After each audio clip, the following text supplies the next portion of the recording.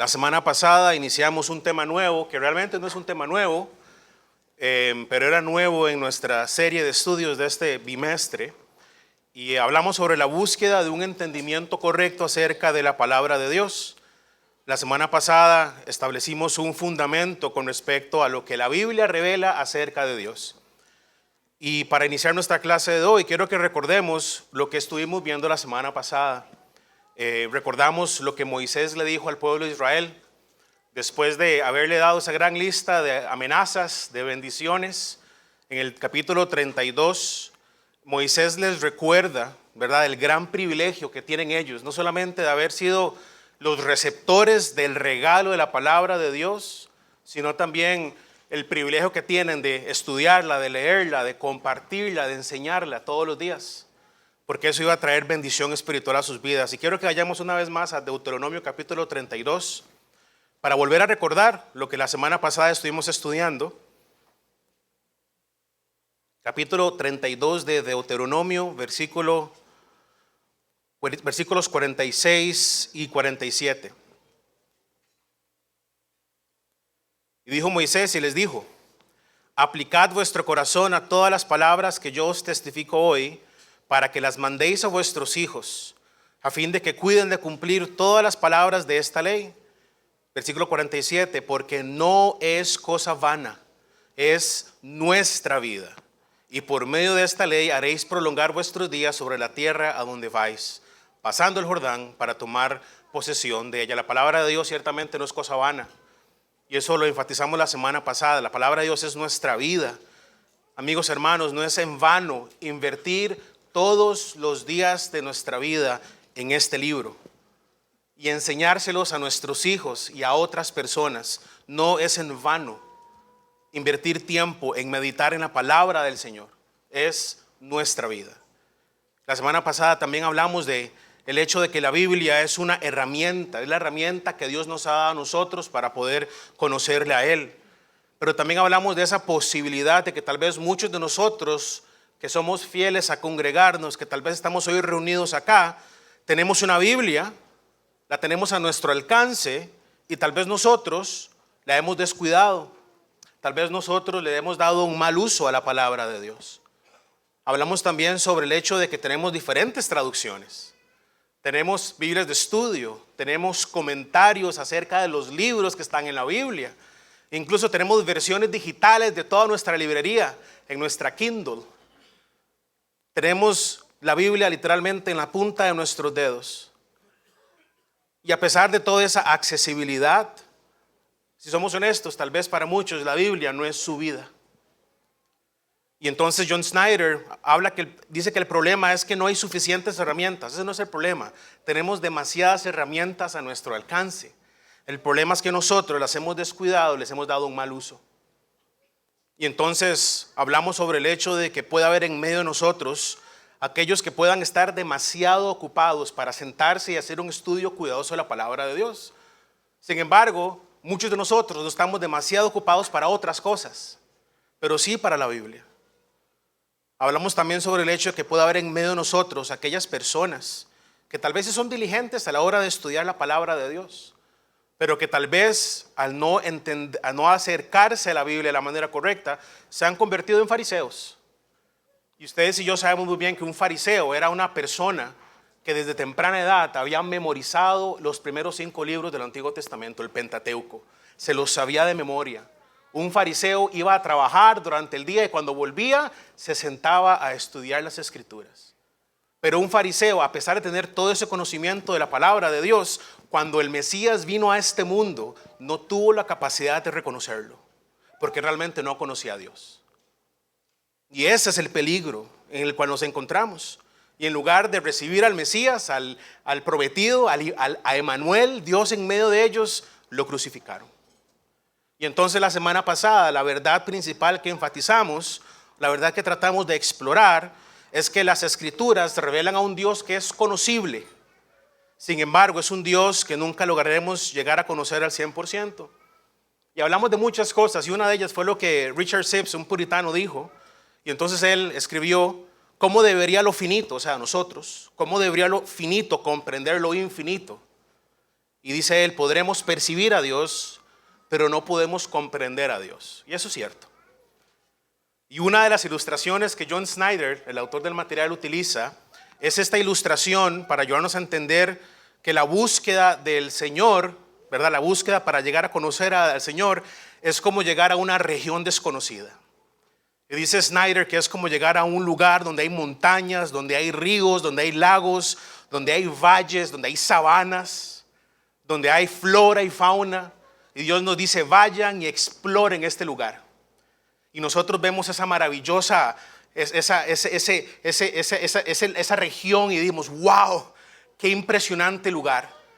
Pero lástima, dice uno, que eventualmente vamos a conocerlo todo. Ahora John Snyder dice, pensar así es equivocado. Nunca llegaremos a explorar completamente a Dios. Y yo sé que algunos se están riendo ahí. Y pedí permiso para hacer esto. Esta ilustración de John Snyder, de esta aventura que es el conocerlo a él, me recuerda de los videojuegos. En la siguiente pantalla tengo una foto de uno de mis juegos favoritos. Este se llama Zelda. Fue el mejor juego del año 2017. No lo tienen que jugar.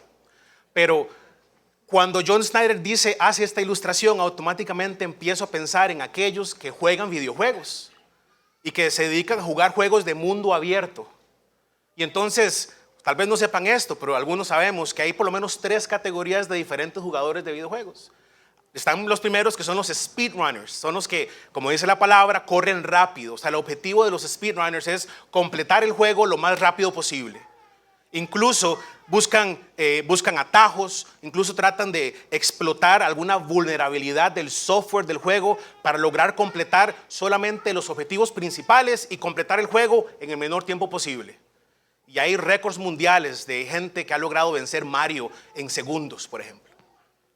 Pero hay otra categoría de gamers, que serían los gamers casuales, que son los que se sientan y que disfrutan los videojuegos, que les gusta jugar un momento, pero en ellos no hay un esmero, no hay una pasión incontrolable, no se esfuerzan por cumplir todos los objetivos y a veces, como decimos, dejan el control botado por ahí porque no tienen una pasión por el entretenimiento.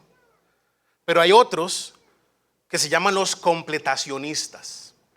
Los completacionistas están obsesionados con el videojuego. Y entonces, en lugar de solamente cumplir con los objetivos principales del juego, el completacionista se enfoca en agarrar y cumplir con todos los objetivos secundarios del videojuego. Habla con todos los personajes, busca todos los secretos, encuentra todos los tesoros, invierte horas de horas en completar el juego al 100%. Y después de que termina ese juego, pasa al siguiente. De la misma forma, hermano, nuestra búsqueda de Dios no puede ser como la de un speedrunner. No debería ser una búsqueda rápida, no podríamos conformarnos con el mínimo esfuerzo. No debemos hacer lo que menos tiempo nos demande. No hay manera de hacer trampa en nuestra comunión con Dios como lo hace un speedrunner. Al mismo tiempo, nuestra búsqueda de Dios no puede ser la de un jugador casual que le gusta tener comunión con Dios, pero que no se esmera en hacerlo. Y que cuando encuentra otras cosas más importantes, se olvida de Dios. La mayoría de los gamers son casuales. Y tristemente la mayoría de los creyentes somos casuales también. Sin embargo, hermanos, creo con todo mi corazón que nuestra búsqueda del Señor debería ser la de un completacionista, que invierte todo el tiempo necesario en conocer a Dios, entendiendo que nunca llegará a completar la travesía al 100%. Sin embargo, se esmera para alcanzar lo que humanamente posible sea para él a la hora de conocer a Dios. Y no se conforma con el mínimo esfuerzo. Persevera y persevera hasta conocer más y más a Dios. Y para poder conocer a Dios, hermanos, ocupamos su palabra. Y entonces quiero que vean lo que John Piper escribió en uno de sus artículos. John Piper escribió un artículo de ese ministerio que él lideraba, deseando a Dios. Y él dice, habrá siempre más que ver al escalar dentro del significado de la revelación inspirada y luego dentro de los Himalayas del cielo. En el juego de Zelda uno escala montañas y uno llega al tope. Pero lo que Piper dice, usted llega al tope y vuelve a ver y hay otra montaña más grande. que escalar en el conocimiento de Dios. Y después dice, somos llevados más y más alto dentro de las regiones montañosas de las maravillas de Dios, para ver verdaderamente, conocer lo desconocido, solo para darnos cuenta que la montaña aún es más alta. Por eso es que es una aventura, como Snyder dice, el conocer a Dios. Hermanos, y la semana pasada llegamos a la conclusión de que nunca llegaremos a conocer completamente a Dios, porque siempre habrá más acerca de Dios que conocer. Y a manera de repaso rápidamente, quiero que recordemos lo que la semana pasada hablamos con respecto a ese Dios incomprensible que la Biblia revela. Y hablamos que la Biblia revela un Dios incomprensible, que es primero infinito. Y hablamos que Dios no tiene límites, que Dios no puede ser medido, que Dios no puede ser evaluado, que en Dios sobreabunda todas las características de su plenitud. Que Él es infinito en su persona, o sea que es inescrutable, que no podemos examinarlo a Él. Hablamos sobre el hecho de que Dios es infinito en sus pensamientos. Job hablaba de que los secretos de Dios no son conocidos, los secretos de su mente son inaccesibles para nosotros meros mortales. Hablamos sobre lo infinito de sus posibilidades, que Él hace grandes cosas e inescrutables, cosas que no entendemos, Dios está haciendo. Pero también hablamos sobre el hecho de que la Biblia revela un Dios que es incomprensible, pero que es inmutable.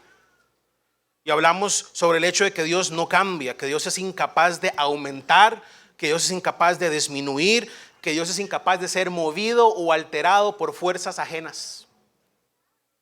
Y hablamos que es inmutable en su plan, que Él va a cumplir lo que Él ha establecido hacer en su vida y en la mía. Vimos cómo Él determina lo que va a pasar en el futuro y establece quién participa en esos planes que Él tiene. Hablamos que Él es inmutable en su permanencia, que Él siempre se mantendrá firme y constante en su carácter y su voluntad, que Él no es influenciado por ninguna situación ajena a Él. Hablamos también que Él es inmutable en su palabra, que las verdades que Dios reveló hace miles de años todavía están firmes en el siglo XXI. Aleluya por eso. Su palabra es fiel, firme, constante. Y lo que era cierto hace 4000 años sigue siendo cierto hoy, porque su palabra permanece para siempre. Y vimos también que Él es inmutable en su piedad, porque a lo largo de nuestra existencia ha sido Dios quien ha hecho llover bendiciones, gracia y misericordia sobre nuestra vida. Y es por su fidelidad al hecho de que Él no cambia, como decía Malaquías, que no hemos sido consumidos. Y todo eso hablamos la semana pasada. Y entendimos entonces que su misericordia es nueva todos los días. Entendimos que su brazo es tan poderoso que nunca se va a cansar. Entendimos que su mente es tan vasta pero que nunca se va a abrumar. Entendimos que su amor es tan apasionado pero que nunca se va a apagar. Hablamos que sus promesas y sus amenazas son tan certeras que nunca serán en vano. Hablamos que su pureza es tan limpia que nunca se va a manchar. Dios es inmutable, Dios no cambia. Dios ha sido el mismo por los siglos. El Dios del Antiguo Testamento es el mismo Dios del Nuevo Testamento. Y todo eso y otras cosas hablamos la semana pasada. Y quisiera hoy, para concluir el tema, discúlpenme, porque sé que no debería partir todo en 2 lecciones, pero a veces es inevitable. Hay tantas cosas que quiero compartir que esta semana vamos a completar esta sesión con respecto a la Biblia, aprovechándome de lo que John Snyder en su material expresa. Y él, a la hora de presentar toda esta información que les acabo de recordar, él dice, y hay 3 preguntas indispensables que deberíamos hacernos ahora. Después de entender todo esto, hay 3 cosas que por lo menos deberíamos preguntarnos si realmente queremos buscar a Dios. Y tal vez las preguntas sean demasiado obvias y las respuestas van a ser mucho más obvias, pero quiero que me tengan paciencia porque creo que la respuesta obvia no es tan clara o tan sencilla como pensamos. La primera pregunta es la siguiente: ¿acerca de quién es la Biblia? Yo sé que todos ustedes rápidamente van a responder. ¿Acerca de quién es la Biblia? Esa es la primera pregunta. Y cuando leemos las historias de la Biblia, leemos acerca de Moisés, leemos acerca de David, leemos acerca de Daniel, leemos acerca de los profetas, muchos nos vemos tentados a pensar que la Biblia es solamente un recuento de superhéroes. de hombres piadosos, hombres con superfe, hombres a los cuales tengo que admirar y hombres que tengo que imitar. Y pareciera que es una gran historia de hombres ejemplares. Y un ejemplo de esto es cuando vemos como muchas veces, no solamente en otras iglesias, sino en otros materiales y la forma en que muchos predicadores enseñan la Biblia. Por ejemplo, en el libro de Daniel, uno puede cometer el error de enfocarse exclusivamente en Daniel y no en el Dios de Daniel. Y entonces uno lee la historia de Daniel y entonces uno ve a Daniel como el héroe, y entonces una posible aplicación que muchas personas tal vez hemos hecho a la hora de estudiar el libro de Daniel es que entonces con Daniel aprendemos a cómo sobresalir en un mundo completamente secular. Ahora, ciertamente Daniel sobresalió en un mundo completamente secular. En medio del imperio babilónico y el imperio de Media, Daniel sobresalió. Pero la enseñanza del libro de Daniel no es que un creyente tiene que meterse en política y que tiene que ir a hablar con los gobernadores como Daniel lo hizo. Eso no es la enseñanza del libro de Daniel. Sin embargo, pensamos que esa es de lo que trata acerca el libro de Daniel, y estamos equivocados. Ahora, para ilustrar este gran problema, el pastor Snyder, menciona que él tuvo un manual de escuela dominical. Y en ese manual era con respecto al arca de Noé. Y en ese manual el material le decía al profesor que tenía que enfatizar que la verdad central que los niños tenían que aprender con respecto al diluvio era que Dios amaba a los animales. Entonces Snyder, de una forma jocosa, dice, y no mencionaba que Dios más bien mató a todos los animales y solo salvó a 2 de cada especie. Y entonces el niño ve al arca de Noé con jirafas y elefantes todos lindos en medio de un gran océano. Dios ama a los animales, era el título. Ciertamente Dios ama su creación, pero eso no es el enfoque de la historia de Noé, porque muchas veces no entendemos acerca de quién es la Biblia. Mis hermanos, pero tal vez el problema más complicado que tenemos que enfrentar tal vez en el siglo XXI es que tal vez no haya personas que crean que la Biblia es acerca de superhéroes, ¿ok? Sino que piensan que la Biblia es acerca de ellos. Y que la vida de Daniel es un reflejo de su vida. Que la vida de David es un reflejo de su vida. Que Goliat es el problema que tengo en mi vida. Y entonces nos infusamos, no sé si es la palabra correcta, en las historias de la Biblia, asumiendo que somos nosotros el superhéroe. Y entonces estamos viendo una época de las Biblias especializadas. Tal vez ustedes tengan alguna de estas Biblias. Biblias que son dirigidas a grupos de personas que tienen características específicas. Biblias para jóvenes, Biblias para adultos, Biblias para varones, Biblias para mujeres, Biblias para matrimonios, Biblias para personas de la tercera edad. Y entonces tengo algunos ejemplos en pantalla. Y todo esto lo encontré en el internet. Hay una Biblia que se llama la Biblia del Corazón al Aire Libre. Y esta Biblia, según la editorial Zondervan, es una Biblia diseñada para los entusiastas de la caza y la pesca, con historias y fotos de notables deportistas que comparten cómo leer la palabra de Dios, cómo orar, cómo mostrar cómo la Escritura ha aumentado su amor por las actividades del aire libre. No por su amor por Dios, no. Por matar más animales y pescar más peces e ir a correr ahí en medio de la sabana. La Biblia me enciende a hacer esa actividad, no a buscar más a Dios, no, a alejarme más de Dios. Pero hay Biblias que usted las puede comprar en Amazon. Para aquellos que les gusta cortar leña, hay una Biblia para usted. Pero también hay una Biblia del deportista, de la editorial BH Publishing. Hay una asociación que se llama el Compañerismo de Atletas Cristianos, o en inglés el FCA. Y ellos dicen que esta Biblia fue creada para deportistas a nivel profesional, estudiantil, universitario, secundario, intermedio y en las categorías juveniles. Esta Biblia incluye 332 páginas de contenido exclusivo del compañerismo de atletas. Viene repleta de sorprendentes herramientas de estudio para equipar, facultar e incentivar a deportistas de toda clase a estudiar la palabra de Dios. Ahora, esta Biblia fue publicada en conmemoración a un campamento de jóvenes. Yo fui líder de jóvenes durante casi 15 años. Yo sé lo que hace un campamento de jóvenes. Yo entiendo el deseo que hay de alcanzar a la juventud. Pero esta Biblia fue una celebración de un campamento en 2015 donde el título era Invicto. Y escuchen el versículo que usaban como lema. Corintios 5, 15, 17. Más gracias sean dadas a Dios que nos da la victoria por medio de nuestro Señor Jesucristo. Pablo no está hablando de carreras ni de competencias ahí. Pero habla de la victoria. Mis hermanos, eso es lo que le hemos dado a nuestros jóvenes. Hay otra Biblia también. La Biblia de estudio para jóvenes. Esta es de Editorial Vida.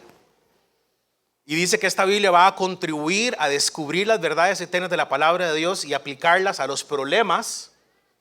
Aplicarla a los problemas que afrentan cada día a los adolescentes, ofreciéndoles consejos bíblicos para enfrentarse a todo, desde los amigos, la familia, la escuela, hasta los problemas con el acoso y la depresión. Mis hermanos, ¿qué tienen en común todas estas Biblias?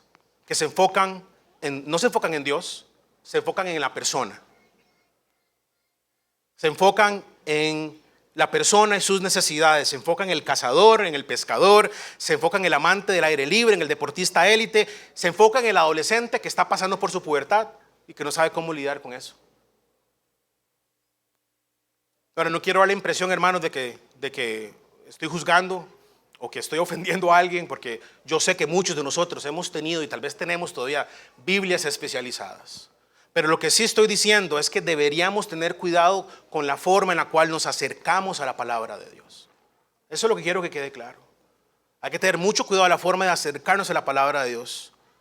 Muchos de nosotros hemos podido caer en el error de intentar incluso adaptar la Biblia a nuestra vida, a nuestra situación. Y muchas veces en nuestro tiempo de devoción personal hemos tratado la Biblia como que si fuera una tableta de vitamina C, como que si fuera una pastilla de Centrum, como una cápsula de omega 3 que nos da la fuerza para iniciar el día.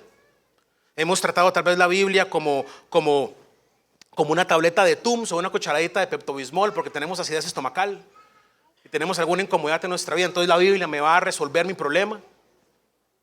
Hemos tal vez tratado la Biblia como una pastilla de Enalapril para que no se me suba la presión, o la inyección de insulina para que no se me suba el azúcar. La Biblia, mis hermanos, no es un botiquín. La Biblia no es que usted abre todos los días de la mañana el botiquín. ¿Qué tendrá Dios para mí hoy? Y me tomo una pastillita. Ciertamente los creyentes, hermanos, amigos, encontrarán en la Biblia aliento, encontrarán alivio, encontrarán ánimo, fortaleza. Sí, Señor, el Señor nos da todo eso, pero no es un botiquín. No es una cajita de primeros auxilios. El problema de creer que la Biblia es una serie de declaraciones acerca de nosotros, acerca de lo que nosotros queremos, acerca de lo que nosotros necesitamos, es un error. La Biblia son declaraciones acerca de Dios. Y si creemos que la Biblia está enfocada en nosotros, entonces vamos a tener un error, una idea incorrecta acerca de qué es la Biblia. Entonces claramente la respuesta a nuestra pregunta es acerca de quién es la Biblia, es acerca de Dios. La Biblia es un libro, como dice John Snyder, donde Él es el actor principal en cada una de las escenas, no yo. Esa es la primera pregunta. La segunda pregunta: ¿cuál es el propósito entonces de la Biblia? Snyder también cree que esa es una pregunta relevante, porque si sabemos muy bien nosotros que la Biblia ofrece ayuda a nuestra vida. Ustedes y yo hemos experimentado la bendición de poder tener una Biblia, de saber cómo Dios por medio de su palabra nos ha ayudado y nos ha bendecido. Pero eso solamente son, podríamos decir, beneficios secundarios de la palabra de Dios. Pero hay un propósito principal de la palabra de Dios. Hay un único propósito principal de la palabra de Dios y tiene muchos propósitos secundarios. Y cuando digo secundarios no significa que son menos importantes, no. Lo que pasa es que no son preeminentes. Por ejemplo, uno lee la Biblia y uno puede entender cómo criar a sus hijos. Y entonces yo quiero criar a mis hijos de la forma correcta porque yo sé que eso es lo que a Dios le gusta. Pero no hay capítulos en la Biblia exclusivos o específicos cómo criar a sus hijos. Sin embargo, la crianza es un propósito secundario, por supuesto, pero no es un propósito primordial. La Biblia es principalmente acerca de Dios. Es Dios el quien está siendo descubierto en la Escritura. Y por ende, entonces yo crío a mis hijos de esta forma. Porque es Dios el que se ha revelado a sí mismo. Dios me ha dado a entender que lo que lo glorifica a Él. Entonces, para yo darle la gloria a Él, voy a hacer esto con mi vida. ¿Sí me explico? Ahora, antes de dar una respuesta oficial, hay que invertir un momentito en hablar sobre lo que no son propósitos en la palabra de Dios. En primer lugar, quiero que sepamos que la Biblia no se rige, por la crisis actual de nuestra vida. Algunos de nosotros podremos estar enfrentando dificultades, tribulaciones en este momento. Definitivamente otros han experimentado dificultades y tribulaciones en otros momentos de su vida. Y muchos de nosotros volveremos a experimentar tribulaciones y dificultades en el futuro. Y por supuesto que queremos recibir una respuesta de Dios cuando estamos atribulados para entender qué es lo que está pasando, para que nos dé guía, para que nos ayude a navegar esta situación tan difícil. Pero el propósito de la Biblia está por encima de nuestras necesidades. Está por encima de nuestro sufrimiento. La Biblia no es un manual de vida, hermanos, amigos. Y yo sé que muchos de nosotros hemos escuchado esa expresión, hemos incluso utilizado esa expresión a la hora de evangelizar, que la Biblia es el manual de vida que me ayuda a vivir. No es cierto. ¿Qué es un manual? Un manual es lo que viene en un libro de instrucciones que viene cuando compramos la refri, cuando compramos el microondas, cuando compramos algún dispositivo. Y uno abre la caja, saca el manual y empieza a leer cómo encenderlo, cómo apagarlo, cómo armar el aparato, dónde enchufarlo, cómo usarlo. Pero cuando aprendemos y entendemos cómo hacerlo, ¿qué pasa con el manual? En la gaveta. Y solo lo sacamos cuando se daña el aparato. Así no es la Biblia. La Biblia no es un manual de vida. Lo mismo hace la gente que viene a Cristo para que el Señor arregle sus vidas. Vienen con gran necesidad, con gran depresión, con grandes deudas, con grandes enfermedades. Vienen al Señor para que el Señor les ayude y el pastor les da una Biblia, empiezan a leer, descubren cosas de Dios que los emocionan acerca de la fe cristiana, descubren cosas acerca de su propia vida. Y cuando cuando pasa la tormenta, ¿qué pasa? Cierran la Biblia y la ponen en la gaveta otra vez. Yo tenía un amigo que yo sabía que estaba mal cuando escuchaba música cristiana. Ni siquiera lee la Biblia, prefería poner una canción de Marcus Witt y pensar que a través de la canción el Señor le iba a sanar. Suena absurdo, pero es exactamente lo mismo que hacemos muchos que no entendemos cuál es el propósito de la palabra de Dios. Y a pesar de que la Biblia ofrece la mejor instrucción para nuestras vidas, no es un manual de vida. No tiene secciones dedicadas a la familia, no tiene secciones dedicadas al matrimonio, como en el índice. Voy a leer el capítulo 17 que habla con respecto a niños indisciplinados. Eso no aparece en la Biblia. Hermanos, amigos, la Biblia está diseñada con el único propósito de revelar a Dios. A un ser que es tan diferente a nosotros, que tuvimos que conocerlo solamente por medio de una revelación que Él mismo nos dejó, su palabra. No pudo haber habido otra manera de conocer a Dios. Ahora, este libro revelado por Dios es un libro que tiene diferentes tipos de literatura y ustedes saben esto. Hay literatura histórica, hay leyes, hay canciones, hay oraciones, hay proverbios, hay sermones, hay profecías, y cada una de esta literatura está habilidosamente confeccionada para mostrarnos a Dios en toda su gloria. El propósito de la Biblia es revelar a Dios. Yo sé que suena obvio, pero si somos honestos, a veces no es tan sencillo entender cuál es el propósito de la palabra de Dios. Entonces surge una tercera y final pregunta. ¿Qué método entonces, dice Snyder? ¿Qué método debemos utilizar para conocer a Dios en la Biblia? Y creo que es obvio, ¿verdad? Vayan a sus Biblias en el capítulo 119 el de los Salmos, Salmos 119. Vamos a leer un par de versículos súper sencillos. Porque ¿cuál es el método? ¿Cuál es el método que tenemos que utilizar para conocer a Dios en la Biblia? Hay que leerla.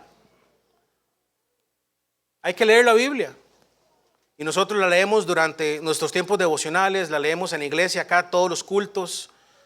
Cada vez que leemos la Biblia deberíamos orar y pedirle a Dios que nos ayude a entender y a poder ver qué es lo que Él está revelando de sí mismo en ese pasaje, en ese capítulo, en ese libro. Y dice el Salmo 119:12, bendito tú, oh Jehová, enséñame tus estatutos. El versículo 18 dice, abre mis ojos y miraré las maravillas de tu ley. Estatutos, ley, testimonio son sinónimos de la palabra de Dios.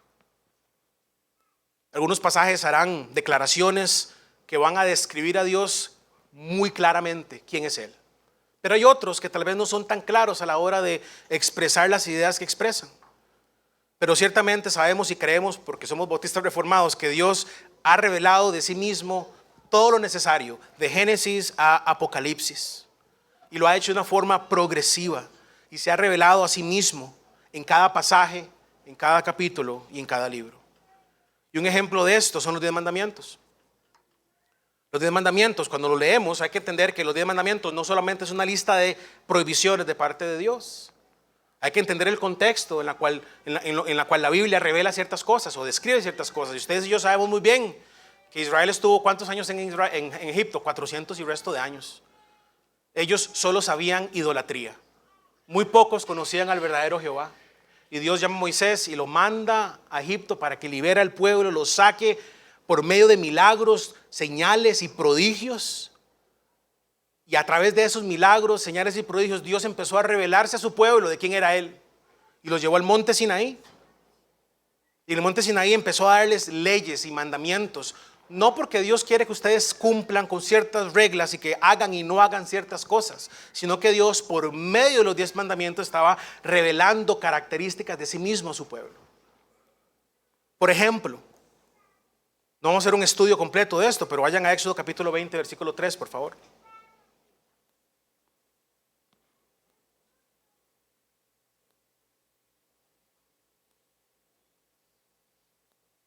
Dios les estaba dando a ellos una revelación acerca de lo que es la pureza que Él tiene con respecto a su santidad, a su justicia.